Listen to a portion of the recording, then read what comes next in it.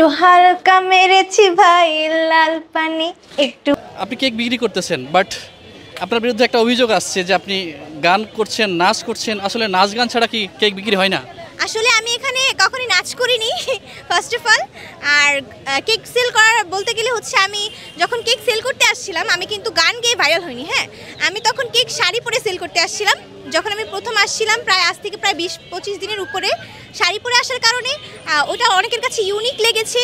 ওখান থেকে আমাকে ভিডিও যখন ধারণ করেছে সোশ্যাল মিডিয়ায় তখন বলেছে যে শাড়ি পরে কেক সেল করতে আসছে, ওই সুবাদে আমি ভাইরাল হয়েছিলাম।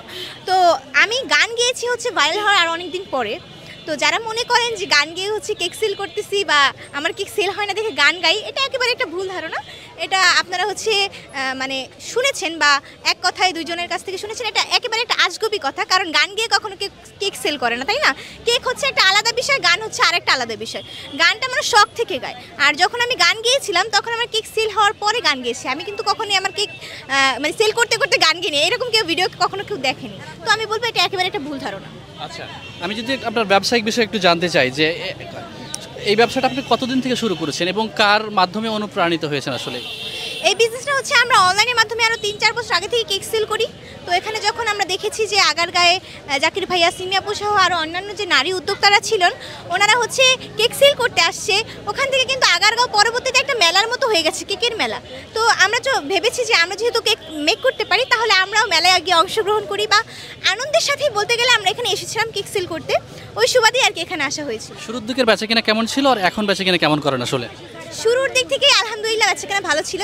প্রথম যেদিন এসেছিলাম 3টা কেক নিয়ে এসেছিলাম, ওইটা আমি আধা ঘন্টার মধ্যে সেল করে দিয়েছিলাম। আর আস্তে আস্তে আলহামদুলিল্লাহ আমার সেল বাড়ছে। এই যে আপনার বৃষ্টি লাইফস্টাইল, এইতে মানে এটা কি অনলাইনে ডেলিভারি দিয়ে থাকেন আপনি? হ্যাঁ, অনলাইনের মাধ্যমে আমরা ঢাকা আর সাবসিডিতে হোম ডেলিভারি দিয়ে থাকি আর কি। জি, একটু জানবো যে আপনি কোন কোন নামের কেক আসলে সেল করেন? আমরা হচ্ছে মেইনলি আমার যে স্পেশাল যে আইটেমটা আছে সেটা হচ্ছে রসমালাই, বাটারস্কচ, চকলেট, স্ট্রবেরি, এগুলো সেল করে থাকি বেশিরভাগ ক্ষেত্রে। মাঝখানে ব্যবসা বন্ধ ছিল কি কারণে?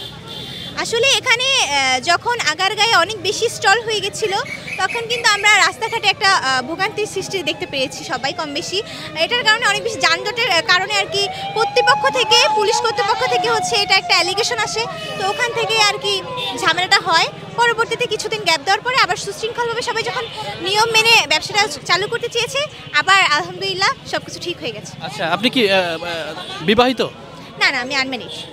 অনেকেই বিয়ের প্রস্তাব দিচ্ছে আপনাকে সোশ্যাল মিডিয়ায়। আসলে ভাইয়া এটা হচ্ছে একেবারে ফানিভাবে কথা বলা, আর কিছুই না।